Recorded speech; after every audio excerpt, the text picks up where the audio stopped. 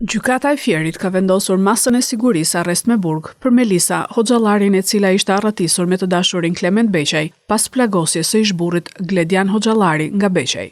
Ngjarja ndodhi në sy të fëmijës së tyre vetëm 9 vjeç, më 5 janar pranë zonës së njohur si Zogu i Zi në Fier.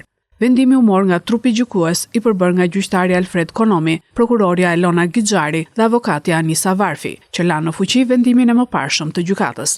Hoxhallari u shpall në kërkim pas incidentit dhe pas disa javësh në arrati, ajo u vetë dorëzua në policinë e Fierit ku dhe u arrestua. 29 vjeçaria është transferuar në burgun e Pogradecit.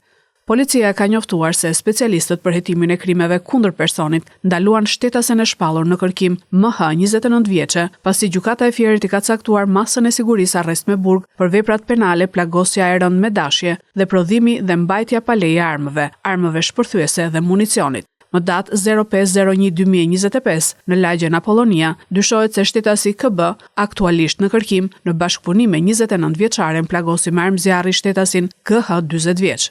Materialet procedurale ju referuan prokurorisë pranë gjykatës së shkallës së parë të jurisdiksionit të përgjithshëm Fier për veprime të mëtejshme.